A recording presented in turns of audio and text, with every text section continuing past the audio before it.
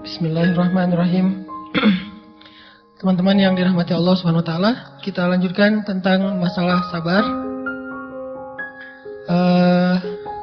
Terutama sabar zulzilu, ketika kita diuji dengan ujian ego, marah, perasaan, sakit hati, yang kayak gitu-gitu. Ini ujian jauh lebih berat daripada ujian fisik dan ujian harta. Termasuk rasa cinta, rasa benci, kadang itu menjadi ujian. Kenapa ujian bikin kita jadi tidak lagi logis, nggak realistis, dan kadang-kadang mengabaikan hal-hal nilai-nilai yang kita selama ini pegang sebagai satu kebenaran. Kita mengabaikan batasan-batasan syariat. Ini semuanya ujian dari Allah Subhanahu wa taala.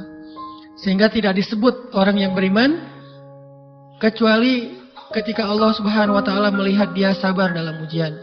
Kalau dia nggak sabar dalam ujian, malah di dalam pembukaan surat Al-Ankabut tadi Allah menggolongkan mereka termasuk orang-orang yang munafik. Apa arti yang orang munafik? Orang yang mengaku beriman tapi sebetulnya dia tidak beriman. Apa salah satu buktinya? Dia tidak sabar. Jadi kalau kita mau menilai diri kita mukmin atau munafik, dan ini bukan materi untuk menjudge orang lain, oh ternyata dia itu munafik, bukan. Lagi-lagi konsep kita belajar itu angle-nya untuk diri kita sendiri. Saya sangat tidak merekomendasikan kita belajar untuk mendapatkan kaca pembesar, mencari-cari kesalahan saudara kita. Tapi kita belajar untuk semakin bisa bercermin untuk menemukan aib dan kekurangan diri kita. Jadi semakin kita tahu ilmu agama, semakin kita tahu ayat dan hadis, semakin kita punya cerminan untuk menilai diri kita dan memperbaiki diri kita. Bukan nyari kaca pembesar untuk memperjelas aib-aib dan kesalahan orang lain. Kalau kita pengen menilai diri kita ini orang yang mukmin atau munafik, caranya lihat aja kita sabar nggak nih, terutama dalam masalah emosional, dalam masalah ego, dalam masalah marah, dalam masalah hawa nafsu, dalam masalah perasaan cinta, dalam masalah benci segala macam. Masih bisa nggak kita adil bahkan kepada orang yang kita benci? Adil kepada orang yang kita benci, adil kepada musuh sekalipun. Bahwa jangan sampai kita gara-gara nggak suka kepada seseorang, kita berlaku zalim kepada dia. Jangan. Ini berarti kita harus melawan ego kita sendiri. Ego untuk memaafkan orang lain. Ego untuk bisa melupakan kesalahan orang lain.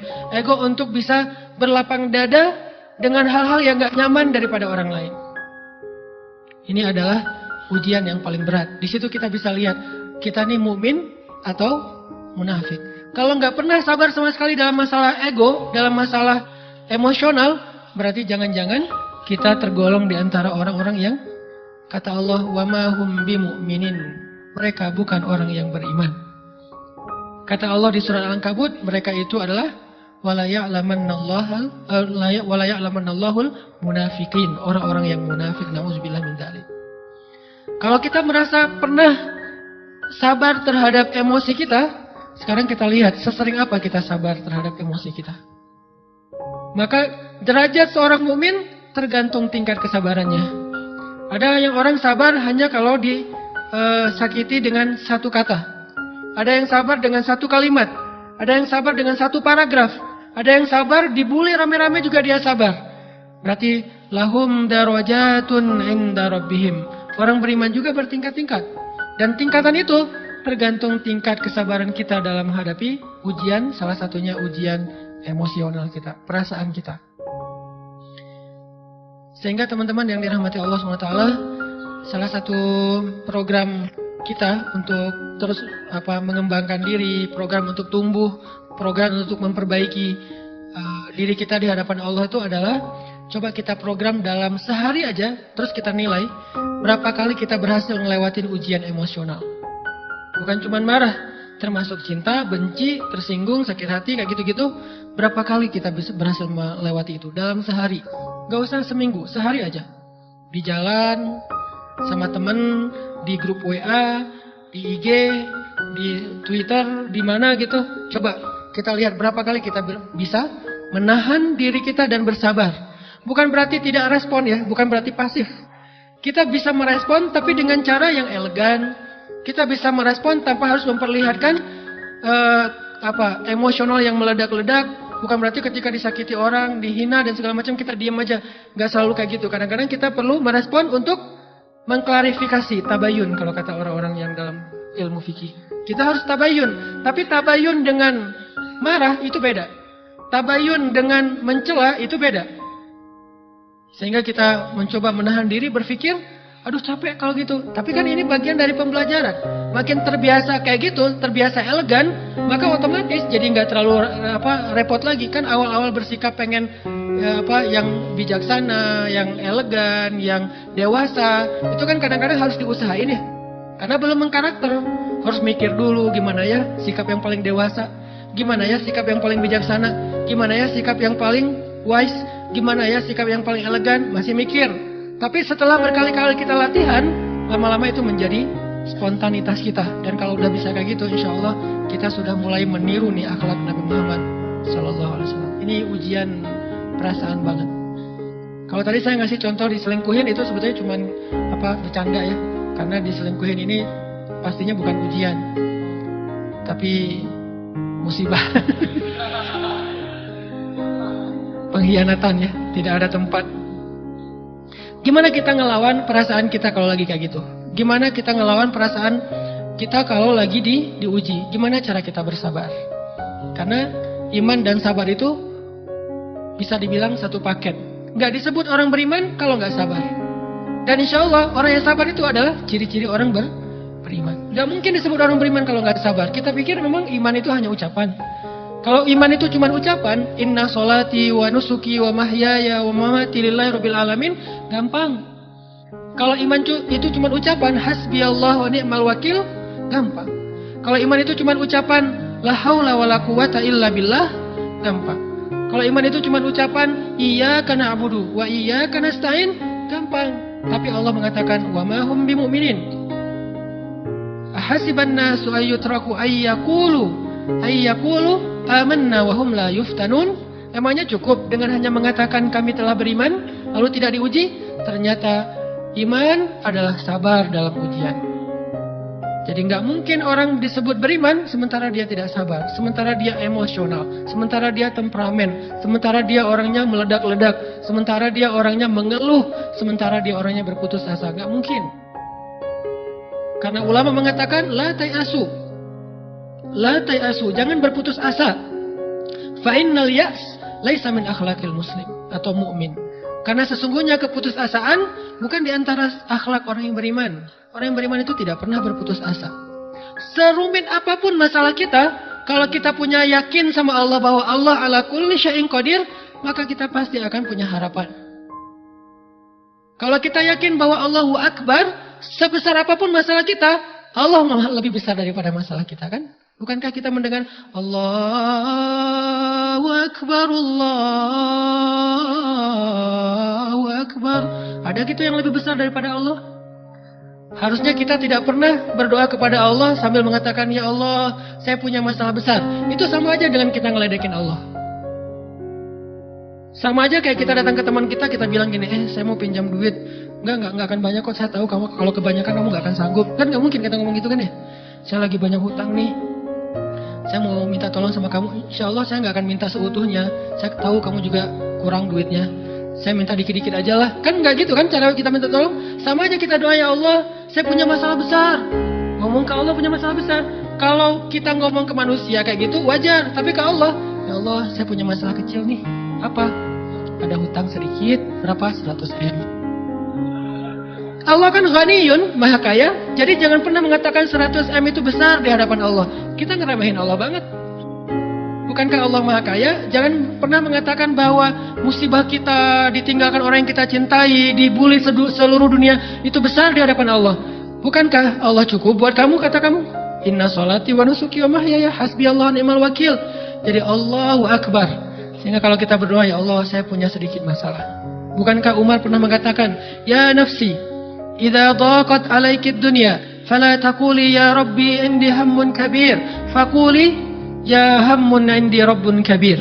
Wahai jiwaku, kalau kamu merasakan kesempitan, kegalauan, bingung, sakit, jangan pernah kamu mengatakan ya Rabbi, saya punya masalah besar. Tapi katakanlah, wahai masalah, saya punya Rabb yang maha besar.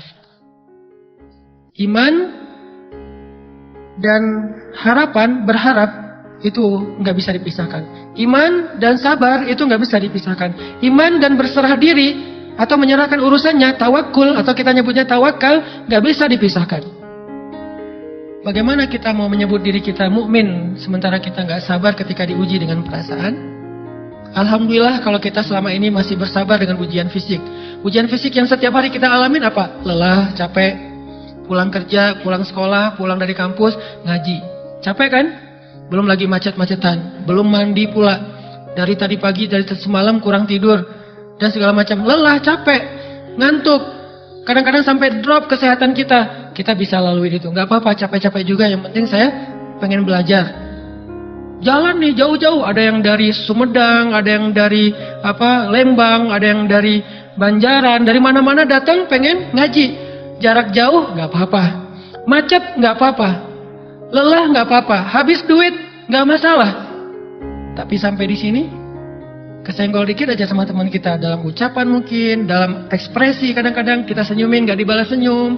Atau mungkin hal-hal sepele, itu bikin seolah-olah amal kita yang udah habis-habisan tadi, jadi berkurang sampai habis pahalanya. Ujian perasaan. Kadang-kadang datang ke sini nggak ada rasa tidak nyaman sedikit mungkin dengan teman kita atau dengan orang yang di sebelah kita. Akhirnya kita merasa tersinggung. Akhirnya kayak jadi berlebih-lebihan. Di tangga, di pintu, pas keluar, di tempat wudhu, di mana. Hal sepele sebetulnya. Tapi mengganggunya bukan fisik kita. Yang terganggu bukan harta kita. Tapi yang terganggu perasaan kita nih. Rasa nyaman kita yang terganggu. Seolah-olah hilang semuanya. Jadi nggak berarti. Ini namanya ujian teman-teman. Mudah-mudahan kita bisa istiqomah dalam masalah perasaan ini. Pertanyaan sederhananya adalah gimana sih cara kita menghadapi itu? Saya juga lagi belajar, ini bukan kata saya ya. Tapi saya coba merangkum dari beberapa hadis, dari beberapa ayat. Mudah-mudahan ini jadi semacam tips dari Allah, dari Rasul. Cara kita supaya lebih sabar dalam menghadapi ujian, khususnya ujian perasaan.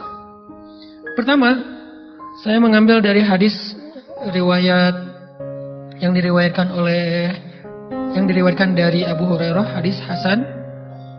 Nabi SAW mengatakan, "Ma yazalul bala'u bil mu'mini wal mu'minati fi nafsihi wa waladihi wa malihi hatta yalqallaha ta'ala wa ma 'alaihi khati'ah." Tidaklah seseorang selesai diuji, baik dia laki-laki, orang yang beriman, atau perempuan yang beriman, baik itu ujiannya terjadi pada dirinya, atau melalui anaknya, atau melalui hartanya, artinya ujian harta, ujian fisik, ujian perasaan, sampai dia bertemu dengan Allah, dan dia tidak punya dosa. Apa maksud dari hadis ini? Ujian itu tidak akan berakhir, kecuali kalau dosa kita sudah habis. Allah akan menguji kita terus untuk membersihkan diri kita dari dosa. Sehingga yang harus kita coba bangun awareness dalam diri kita kalau lagi diuji, Allah pengen membersihkan dosa saya nih. Sehingga kita ridho dengan ujian, bukan ikhlas ya. Kalau ikhlas ibadah, kalau ujian ridho, rela. Saya ridho ya Allah, walaupun ini berat. Saya ridho ya Allah, walaupun saya berharap Engkau beri jalan keluar. Saya ridho ya Allah, walaupun saya berharap ditolong oleh Allah. Tapi tetap ridho diberikan ujian itu, sambil berdoa diberikan jalan keluar, ditolong, diberikan keajaiban. Cuman gak mau mengeluh. Dan berdoa meminta jalan keluar, bukan mengeluh, itu ibadah. Berdoa itu ibadah dalam Islam. Sehingga Allah suka banget sama hamba yang berdoa. Allah suka dengan hamba yang curhat. Nabi itu kalau lagi curhat, doanya aja bisa berjam-jam cuma doa doang tuh. Kayak hadis Aisyah pas lagi cemburu malam-malam kan. Aisyah lagi tidur, ini jatah malamnya Aisyah. Tiba-tiba dia nyari-nyari raba-raba, Nabi nggak ada. Dicari di kamar mandi nggak ada. Biasanya Nabi sholat di sebelah Aisyah. Wah, curiga nih, jangan-jangan ke rumah si Fulan. Dicari ke rumahnya, ditelepon gak aktif, mungkin lagi dicas, datang ke rumahnya, ketuk pintu. Hafsah, Nabi di rumah kamu enggak? Enggak Aisyah, beneran. Cari ke rumah Sofia, Nabi di sini enggak? Enggak, beneran. Cari ke rumah Maria di sini enggak Nabi? Enggak. Kemana ya Nabi? Rumah istri-istri yang lain enggak ada. Pas balik ke rumahnya, ngelewat masjid, ngelihat Nabi lagi sujud di Masjid Nabawi, di mihrab. Dan Aisyah mendengar Nabi menangis sambil berdoa. Dan sujudnya itu seperti membaca 1 juz Al-Quran. Dan itu isinya doa nangis. Robbi. Jadi kalau kita katakan nggak usah banyak berdoa sama Allah, malu. Justru Allah suka kepada hamba yang berdoa. Justru sebaliknya, kalau kita jarang berdoa atau enggan berdoa, buat Allah itu orang sombong. Allah nggak suka hamba kayak gitu. Kamu nggak butuh saya, sama kayak kita lagi ada masalah, punya teman yang punya kelebihan harta, terus kita kayak bingung gitu nyari kesana kemari pinjaman, dia nggak dikasih tahu. Pas dia tahu dari orang lain, dia ngomong apa? Kamu nggak nganggap saya ya? Emangnya saya bukan teman kamu? Kok kamu punya masalah keuangan tapi saya nggak dikasih tahu, malah saya tahunya dari orang lain? Tersinggung kan? Kalau teman kita aja tersinggung, apalagi Allah.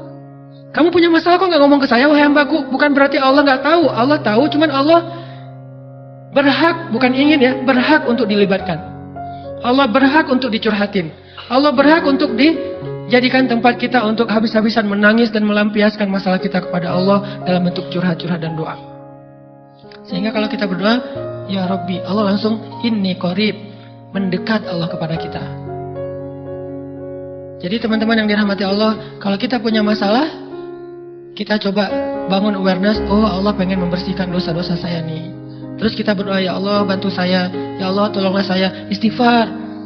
Saya kadang-kadang ngerasa nih, kalau ada dosa, ada kesalahan, ada kekeliruan yang saya lakukan, misalnya gitu, kalau saya nggak kuat istighfarnya, bentar lagi akan diuji sama Allah. Ujian macam-macam, alhamdulillahnya ujiannya masih ketahan. Pasti diuji sama Allah. Kalau istighfarnya nggak kuat, taubatnya tuh nggak kuat, langsung diuji sama Allah. Dan saya langsung sadar, oh benar berarti yang tadi ini lagi dihapus sama Allah. Perkencang lagi, perkuat lagi istighfar. Kenapa? Karena kalau istighfar kita kuat, berarti kan dosa kita dihapus dengan istighfar ya. Otomatis ujian kita durasinya berkurang. Makin kuat istighfar, makin berkurang. Kalau istighfarnya udah mantap, udah selesai, Allah cabut tuh ujian kita. Diganti dengan kebaikan. Jadi teman-teman, kita coba sadari, oh kalau Allah menguji saya, memang saya banyak dosa. Sebelum kita mencari kambing hitam, nyalah-nyalahin orang lain, sebelum kita marah kepada orang lain, kadang wajar kita marah kepada orang lain gara-gara ucapannya, komennya, teks dari dia, wajar. Tapi sebelum itu, marah dulu kepada diri kita atas dosa dan kesalahan kita yang baru saja kita lakukan. Atau yang dulu kita lakuin dan belum benar-benar kita tinggalkan. Kalau kita ngerasa banyak dosa di masa lalu sebelum kita taubat, hijrah, berarti mungkin itulah alasan kenapa sekarang kita diuji setelah hijrah. Kenapa agak-agak harus jungkir balik setelah kita hijrah. Kenapa harus sedikit berdarah-darah setelah kita hijrah. Anggap aja itu untuk mengkifarat, membersihkan dosa-dosa kita yang telah lalu. Supaya apa? Supaya kalau kita pulang kepada Allah, kita pulang dalam keadaan bersih. Dan itu pasti akan menjadi orang yang paling beruntung. Daripada nanti diberesin di akhirat, mending diberesin di dunia kan? Soalnya kalau diberesin di akhirat, itu lebih berat. Akhirat itu perlakuannya beda dengan di dunia. Di dunia kalau kita salah akan dibalas oleh Allah. Kalau kita belum taubat, dibalas oleh Allah sama. Tapi di akhirat ukurannya beda. Sehingga heran ya, kalau ada orang yang merasa beruntung lolos dari hukuman dunia, dia pikir dia udah lolos dari hukuman Allah. Mending dia beresin deh di dunia daripada nanti di akhir berlarut-larut. Itu bahaya banget. Kalau buat saya pribadi dan saya yakin teman-teman juga kayak gitu, nggak mau ada masalah di akhirat, mending masalah di dunia aja. Tapi masalah di dunia juga kita nggak mau berlarut-larut, pengen cepat dimudahin sama Allah. Caranya istighfar. Tidaklah Allah memberikan kepada kita ujian kecuali salah satu alasannya pengen menghapuskan dosa. Idza kathurat dzunubul 'abdi wa lam yakun lahu min 'amalin liyukaffiraha fabtalahu Allahu bil hazan liyukaffiraha. Kalau seorang hamba banyak dosa dan dia nggak cukup amal untuk mengkifarat dosa-dosanya, Allah akan menguji dia dengan rasa sedih, dengan rasa kecewa, dengan rasa berat, sakit hati untuk mengkifarat dosa-dosanya. Itu yang kita bangun. Sehingga kalau ada masalah sama orang lain, kita memperbaiki diri dulu. Bukan sibuk dengan kesalahan dia terus-menerus yang nggak mau kita maafin. Misalnya ada teman kita nih, jadi clash sama kita. Hal pertama yang kita bangun, astagfirullahaladzim, saya banyak dosa nih. Tapi kan yang salah dia, ya. Tapi mungkin dia nggak akan mengatakan kalimat itu, nggak akan bersikap kayak gitu kalau kita nggak punya dosa. Allah sengaja mengutus dia untuk menguji kita lewat kata-katanya, lewat perilakunya, karena kita punya dosa. Jadi penyebab pertama diuji itu bukan teman kita yang salah, itu penyebab kedua. Memang dia salah, dan itu harus kita akui, realistis lah. Dia salah, dia nggak pas, dia nggak bijak, dia apa? Oke. Tapi yang mentakdirkan dia salah kepada kita, Allah Subhanahu wa Ta'ala. Kenapa Allah takdirkan gitu? Karena kita masih punya banyak dosa. Allah kirim kita ujian, bisa manusia, bisa alam, bisa dalam diri kita sendiri. Itu semuanya adalah cara Allah untuk menguji kita dan membersihkan dosa-dosa kita. Ini yang kita bangun pertama.